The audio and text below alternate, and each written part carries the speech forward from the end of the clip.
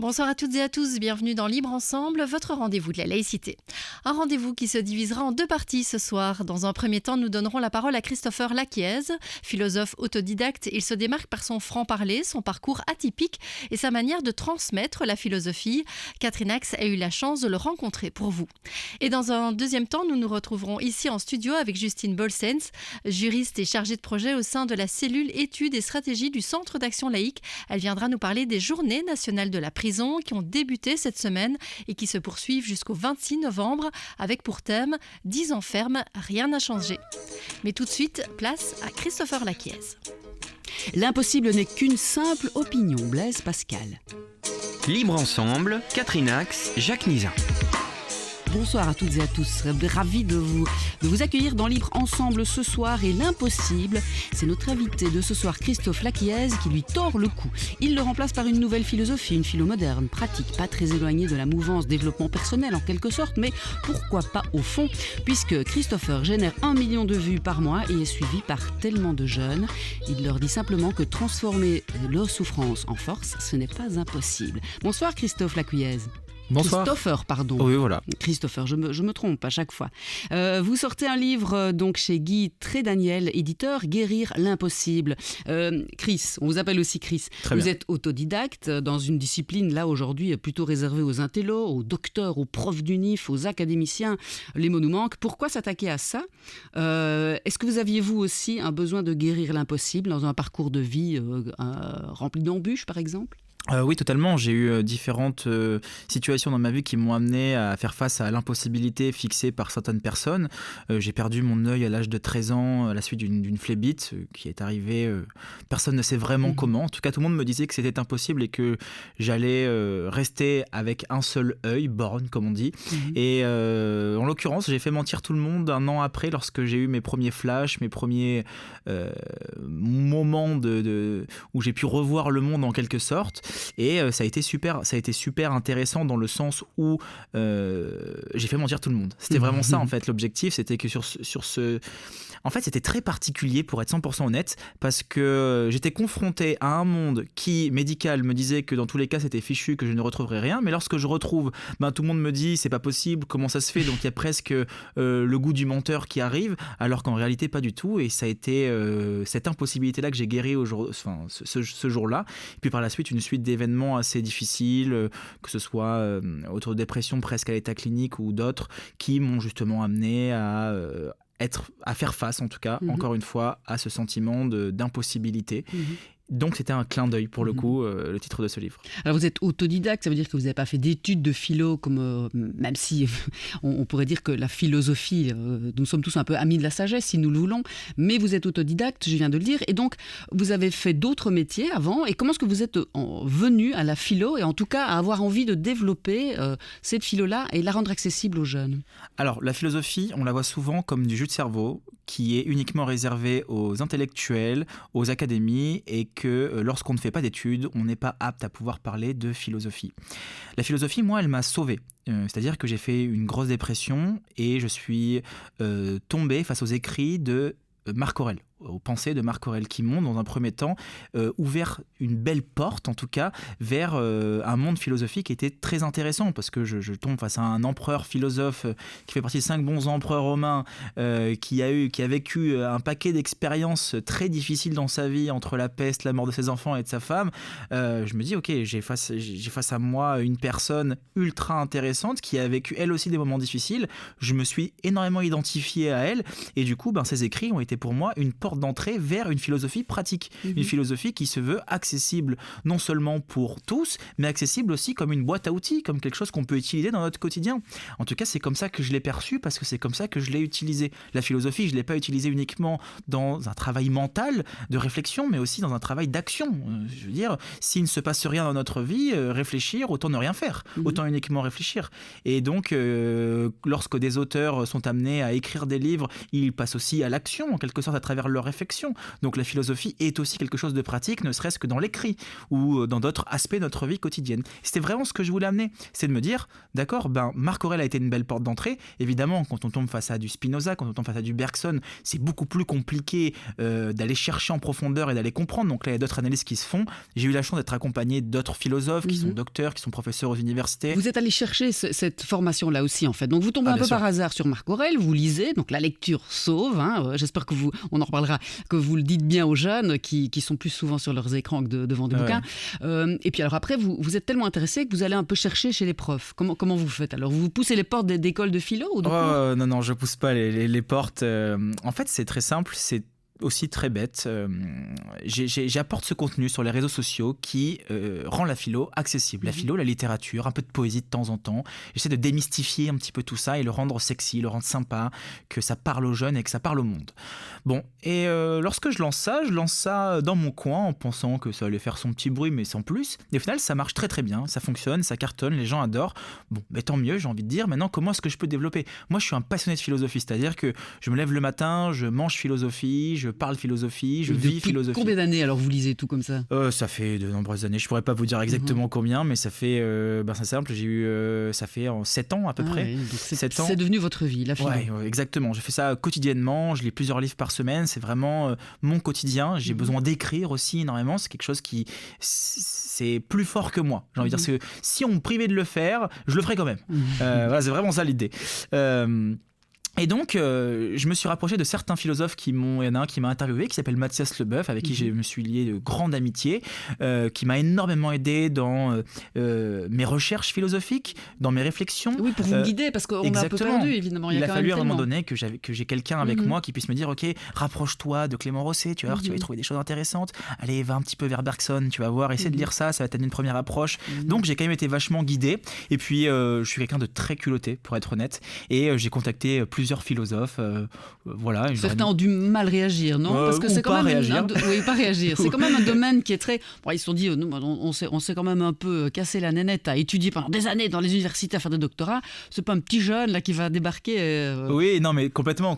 Et pour être honnête, j'ai beaucoup de mal à me définir comme philosophe. Je pense que c'est surtout les gens qui le font pour moi. C'est-à-dire que si vous avez envie de me définir comme philosophe, faites-le. Si vous avez envie de me définir différemment, faites-le aussi, comme grand bien vous fasse. Je me considère comme atopos, comme Socrate. C'est-à-dire, non pas que je sois Socrate, bien loin de là, mais insituable. C'est-à-dire que je n'ai pas de place. On sait pas d'où il arrive, on sait pas d'où il vient, on sait pas où le mettre.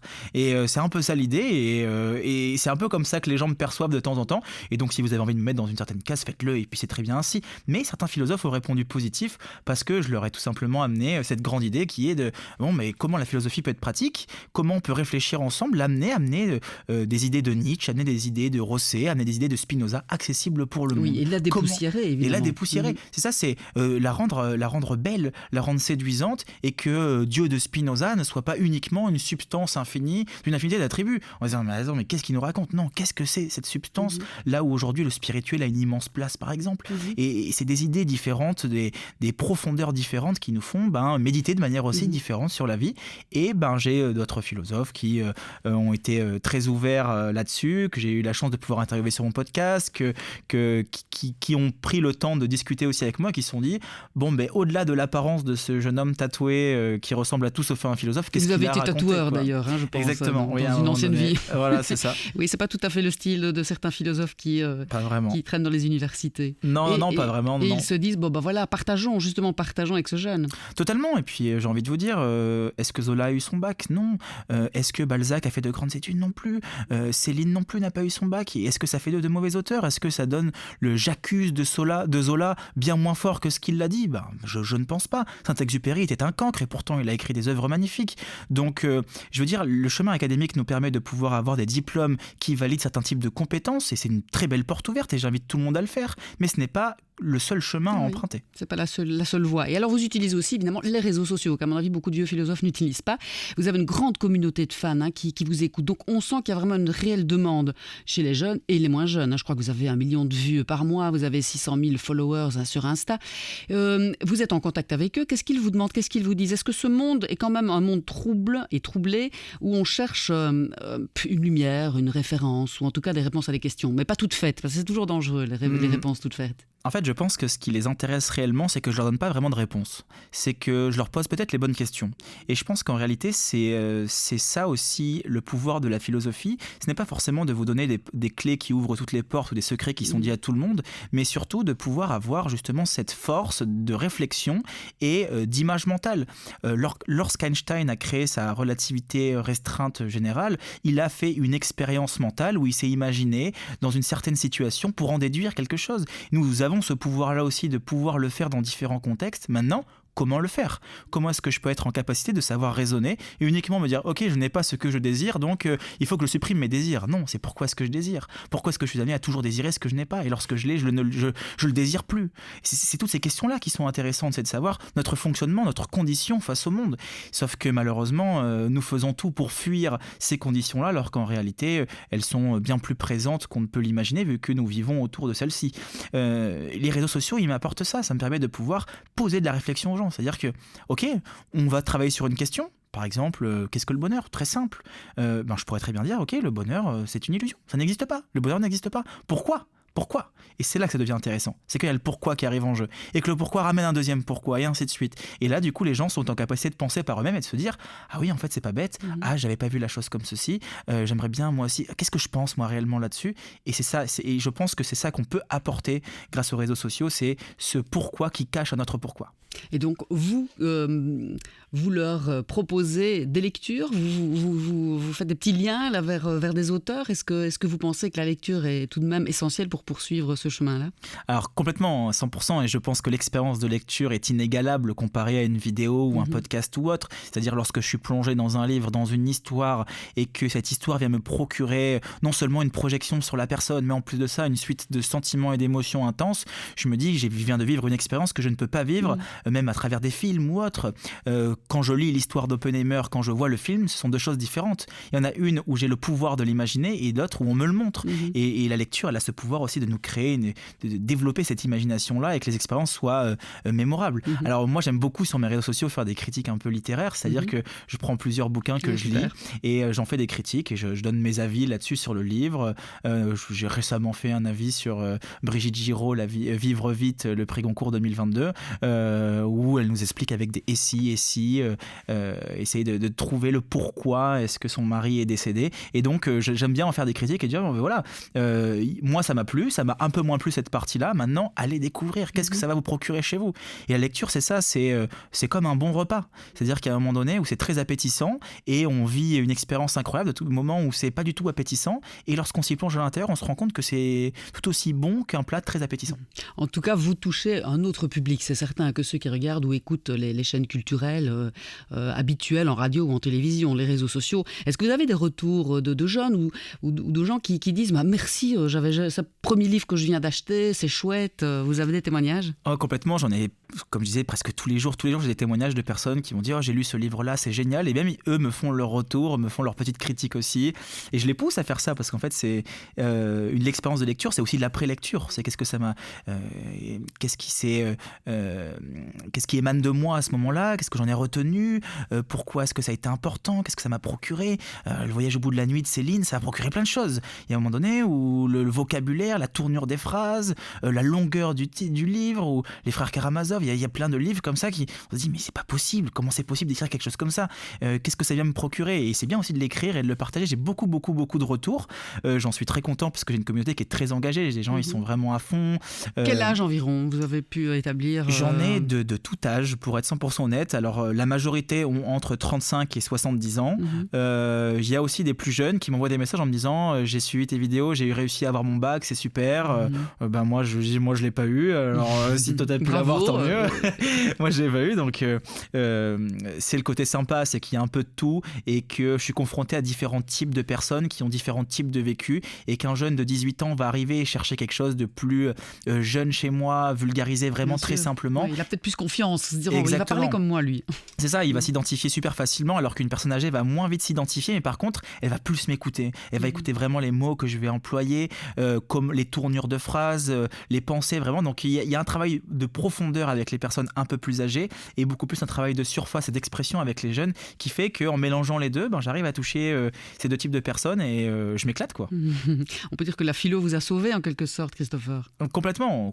Je peux même l'affirmer. La philo, ça m'a sauvé parce que il faut savoir que vivre une vie bonne, vivre une vie heureuse, c'est pas quelque chose qui est évident. Sinon, on n'écouterait pas cet épisode-là, on n'écouterait pas ce qu'on est en train de dire. C'est la question qui a rongé les philosophes et le monde entier depuis la nuit des temps. Donc, comment réussir à être heureux dans un monde dénué de sens, dans un monde indifférent face à nos désirs c'est ça la question. C'est comment est-ce que je peux faire? Eh bien, la philosophie, il y a des penseurs qui ont pensé depuis très longtemps, qui ont apporté de grandes pistes. Je pense à Épicure qui dans son jardin a amené... Ils n'avaient pas d'écran. Ils n'avaient pas d'écran, Insta, voilà. Ils n'avaient pas Netflix. Et je trouve malheureusement que les réseaux sociaux... Et pourtant, les questions étaient les mêmes. Exactement. Mais le problème des réseaux sociaux, c'est qu'aujourd'hui, je suis malheureux, donc je me divertis sur les réseaux pour ne plus l'être. Alors qu'à l'époque, j'étais malheureux et je pensais à ce malheur pour pouvoir ne plus l'être. Et c'est pas du tout le même raisonnement. Et donc, si on peut retrouver ce raisonnement-là à travers les réseaux sociaux et se dire, je vais sur les réseaux justement pour aller voir ce que cette personne-là procure, pour méditer là-dessus, c'est plutôt intéressant. C'est les utiliser comme un moyen et non pas comme une fin. Vous avez fait de la philo, vous, quand vous étiez à l'école, Christopher? Je sais que vous avez arrêté l'école pas très vieux, là, à 16 ans, je pense. Ouais, mais 16 ans. Maintenant, il y a des cours de philo, en tout cas en Belgique, de citoyenneté, philosophie, dès le plus jeune âge, 10-12 ans et un peu plus tard. Est-ce que vous en avez eu ou... Moi, j'en ai pas eu. J'avoue qu'à l'école, on n'apprenait pas du tout ça. Non. Moi, j'ai eu des cours de culture religieuse pendant 2 ans. C'est le seul truc que j'ai eu où on a parlé un peu de bouddhisme, de taoïsme, mais très léger. C'était rien de bien grand. J'ai pas eu de cours de philosophie, j'ai pas eu la chance de pouvoir en avoir, ou peut-être la malchance, qui sait. Donc c'est peut-être aussi ça qui a fait que j'ai eu ce désir pour la philosophie. Vous étiez complètement étrangère, j'imagine. Complètement. J'ai toujours eu cet esprit analytique de vouloir essayer de comprendre, d'aller méditer sur la condition humaine, de savoir notre fonctionnement, pourquoi je fonctionne de telle ou telle manière. En fait, pour moi, c'était pas logique que mon prof d'histoire vienne me voir et me dise ce qui s'est passé lorsque Napoléon régnait alors que lui n'y était pas. Je disais, mais comment tu peux me parler de quelque chose où toi tu n'y étais pas? C'est pas possible, ça ne fonctionne pas. C'est-à-dire que tu vas me dire quelque chose que quelqu'un t'a répété, que quelqu'un lui a répété, ainsi de suite. Donc en quoi je peux te croire? Et en fait, on me privait de mon pourquoi constamment. On me disait non, pose pas ces questions-là, ça sert à rien. Voilà, c'est comme ça. C'était ça l'école, et encore un petit peu aujourd'hui. Voilà, et moi je rentrais pas du tout dans ce système et j'avais besoin de comprendre. J'avais besoin de comprendre pour pouvoir m'en faire mon avis et aller étudier la chose. Donc la philosophie m'a réouvert à ce pourquoi et puis après ça a été une obsession, quoi. Alors on parle de philo, on parle des réseaux sociaux, on parle de vos blogs, on parle de vos podcasts, mais alors ce livre, pourquoi l'avoir écrit? On y lit qu'il y a 21 fondements, vous donnez en tout cas dans cet ouvrage 21 fondements philosophiques essentiels pour développer notre résilience. Pourquoi avoir voulu écrire un livre, Christopher? Alors non seulement parce que j'adore écrire, c'est vraiment une passion pour moi, ce sera un premier livre parmi une longue lignée, c'est une passion pour moi, l'écriture, c'est quelque chose qui j'ai besoin d'écrire quotidiennement. J'ai écrit ce livre parce que moi, lorsque j'ai vécu cette dépression, ce moment de souffrance vraiment intense, cette gangrène, je ne savais plus comment m'en défaire. J'aurais aimé tomber sur un livre comme celui-ci pour pouvoir avoir des pistes de réflexion, pour pouvoir avoir des directions, des concepts, en savoir un petit peu plus en utilisant et des pensées de grands penseurs et une approche un peu plus psychologique et trouver du sens avec les psychologues ou avec la psychanalyse. Et j'avais besoin de ça. Et j'ai pas trouvé ce genre de livre condensé dans un seul bouquin. Il a fallu que j'aille chercher dans différents endroits, que ce soit en Autriche, en Allemagne. Alors je parle d'auteur, je parle pas du pays en soi. Et pour pouvoir trouver une forme de réponse. J'avais envie de tout condenser dans un livre pour vraiment avoir un outil pratique et que lorsque quelqu'un aujourd'hui se sent mal face à une situation qui peut être complexe, tout type de situation, il s'y replonge à l'intérieur et que si dans 10 jours ou dans un an il ressent encore cette souffrance, il peut encore revenir dessus. C'est vraiment un outil pratique, quoi. Voilà. Et Épictète, Spinoza, Marc Aurèle, Sénèque, enfin voilà, vous donnez beaucoup d'exemples et c'est chouette parce qu'effectivement on va chercher là de page en page ce qui nous paraît utile. Est-ce qu'il y aura une suite? Est-ce que vous avez envie d'approfondir sur ces thématiques-là? Ou alors peut-être de faire un philosophe et puis un autre? Alors, D'un point de vue pratique, toujours, parce que c'est ça qui est chouette, évidemment, c'est que vous remettez dans un contexte quotidien. Qu'est-ce que la philo peut m'apporter au quotidien ? Bien sûr, complètement. Alors, pour être honnête, il y a des spécialistes sur Spinoza, tels que Robert Mizrahi, il y a des spécialistes Vous sur les préférez stoïciens. rester généraliste ? Voilà. Et, il y a des spécialistes sur les stoïciens avec Pierre Hadot qui le font très très très très bien. C'est des spécialistes dans leur domaine, ils l'amènent d'une manière qui est très accessible. Je pense que tout le monde peut le lire. Quand je pense à Robert Mizrahi, les livres incroyables qu'il a fait de Spinoza, notamment chez d'autres maisons d'édition, mais qui sont très intéressants. Ce que je veux dire, c'est que moi, je ne suis pas un spécialiste sur un seul philosophe. Il y a des philosophes qui vraiment me procurent énormément de choses, mais je ne suis pas un spécialiste de ce philosophe-là. Je n'ai pas étudié leurs textes à 100%, je n'ai pas fait des études pendant des années sur un seul texte, là où Robert Mizrahi, par exemple, il le fait très bien. Donc, je ne vais pas parler d'un seul philosophe ou expliquer la pensée d'un seul philosophe. Ça, je le réserve à des personnes qui sont vraiment spécialistes dans ce domaine-là. Moi, mon objectif, c'est par la suite de ce livre-là, c'est de réfléchir sur certaines notions de notre condition humaine. C'est-à-dire que là, on est sur un livre grand public, accessible vraiment à tout le monde, vraiment une première approche, quelque chose de simple. Maintenant, je veux rentrer dans de la pensée, je veux rentrer dans de l'analyse, je veux rentrer dans une approche différente et faire vivre une vraie expérience de lecture au lecteur. Et c'est ce que j'ai commencé à faire en tout cas avec ce livre et ce qui continuera avec d'autres. Ce qui serait super, c'est que les jeunes vous écoutent sur Insta, disent à leurs parents d'acheter ce livre et puis qu'ils l'échangent aussi au sein des familles. Totalement, et puis c'est rigolo parce que j'ai plusieurs familles qui m'ont envoyé des messages justement comme ça, comme quoi je l'ai passé à ma petite sœur, je l'ai passé à ma mère, elle l'a lu, elle a bien aimé. C'était vraiment le but de cet ouvrage-là, c'était vraiment d'avoir une boîte à outils, c'est-à-dire qu'il y en a un qui a besoin du marteau, il y en a d'autres qui a besoin de la clé, une clé, ben voilà, on s'arrange comme on peut, on a un peu des mécanismes qu'on doit à certains moments visser un peu plus fort ou dévisser un peu, ben c'est un peu ça, et hop, jusqu'au moment donné où on tombe face à face à un auteur, on se dit « Oh tiens, c'est dingue ce qu'il vient de dire là, Montaigne, ça m'impressionne, comment est-ce qu'il a bien pu affirmer cette chose-là lorsque Montaigne nous dit que sais-je ?» C'est magnifique, c'est pas qui je suis, c'est que sais-je, c'est qu'est-ce qui se cache derrière ça, et boum, ça nous crée une suite d'émotions, de sensations qui nous invitent à aller nous plonger vers quelque chose d'autre, et c'est ça qui est passionnant avec la philosophie. Déjà, avoir un livre en main, Christopher, c'est déjà formidable, mais en plus, pour y découvrir Montaigne, le faire découvrir à des jeunes qui ont peut-être 15-20 ans, c'est formidable. Merci beaucoup à vous, Christopher. Avec grand plaisir. Avoir un livre en main, c'est déjà formidable, nous disait dans cet entretien Christopher Laquiez. Or, il y a des lieux où avoir un livre en main, avoir accès à la lecture, à la culture, s'avère très compliqué. Ces lieux, ce sont notamment les prisons. Dans cette partie d'émission Libre Ensemble, nous allons parler des Journées nationales de la prison qui ont 10 ans cette année. Alors, Justine Bolsens, bonsoir. Bonsoir. Vous êtes juriste et chargée de projet au sein de la cellule études et stratégies du Centre d'action laïque. Alors, Justine, les Journées nationales de la prison, qu'est-ce que c'est ? Alors, les Journées nationales de la prison, déjà, qui y participe et qui les organise, en fait, c'est un groupement pluraliste d'associations qui travaillent dans la prison, mais qui travaillent parfois aussi sur la prison, donc plutôt à l'extérieur de la prison, et qui travaillent et qui ont des missions diverses. Donc, ils travaillent parfois sur la promotion de la santé, sur la question de la réinsertion, sur la formation, sur l'organisation d'animation au sein des prisons ou avec, par exemple, des ex-détenus.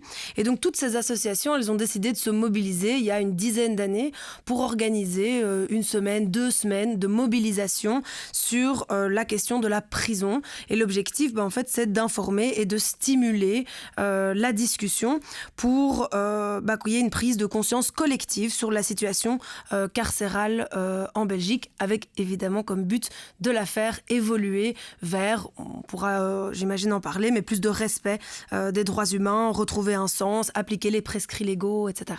Oui, j'imagine qu'il y a cette idée de sensibiliser, d'essayer de casser aussi les stéréotypes autour de la prison, des détenus. Tout à fait. Notre idée, c'est vraiment d'informer et de sensibiliser parce qu'on se rend compte qu'il y a encore beaucoup de stéréotypes. On essaie de combattre la stigmatisation des détenus et détenues. On a toujours l'image qui va être véhiculée dans les médias ou même dans les grands films américains du détenu violent, agressif, etc. Finalement, quand on regarde la réalité carcérale, c'est pas du tout ça qu'on va retrouver. On va retrouver des gens qui ont parfois fait de mauvais choix dans leur vie, etc. Mais on va retrouver aussi un tiers des détenus qui sont des personnes non belges. Et donc, on voit qu'il y a aussi des subtilités dans la question carcérale où nous, on a envie d'un peu tendre la main vers les détenus, mais aussi de leur faire voir ce qui se passe de l'autre côté des murs de la prison et inversement. Alors vous avez dit, il y a plusieurs problèmes qu'on veut mettre en avant. Le thème des Journées nationales de la prison cette année, c'est 10 ans ferme, parce que c'est la 10e édition, donc 10 ans ferme, rien n'a changé. Alors rien n'a changé en termes de quoi? En termes de surpopulation par exemple? Oui, en termes de surpopulation, ça a même augmenté énormément. Là, il y a un rapport qui est sorti dernièrement qui disait que du coup, en Belgique, on avait 10% de surpopulation. Alors ça, c'est un chiffre qui, ça paraît énorme, mais en même temps, concrètement, ça impacte la vie des détenus. Ils ont moins accès aux formations, ils ont parfois pas de lit, et donc ils doivent dormir. En août 2023, il y avait 140 détenus qui dormaient dans des lits au sol. Alors en plus, dans des lits au sol, l'état des prisons, c'est pas un sol tout propre, nickel, sur lequel on aimerait manger. Et donc ça, c'est évident en Belgique actuellement. On a augmenté le parc carcéral depuis des années, depuis les années 80, et a presque doublé. Et en fait, là, on se retrouve avec 10 500 places pour plus de 11 000 détenus. Et donc oui, on est dans une surpopulation carcérale alors que la criminalité n'a pas augmenté. Et donc c'est vrai qu'en fait, on incarcère de plus en plus, on est dans la répression. C'est aussi ce qu'on a vu dernièrement. La dernière avancée, c'était en septembre 2023. Donc maintenant, les personnes qui sont condamnées à des peines dites courtes, alors c'est pas vraiment si court parce que ça peut aller jusqu'à 3 ans, ces personnes vont devoir passer par la case prison. Alors qu'avant, on avait tendance plutôt à les mettre sous bracelet électronique, par exemple.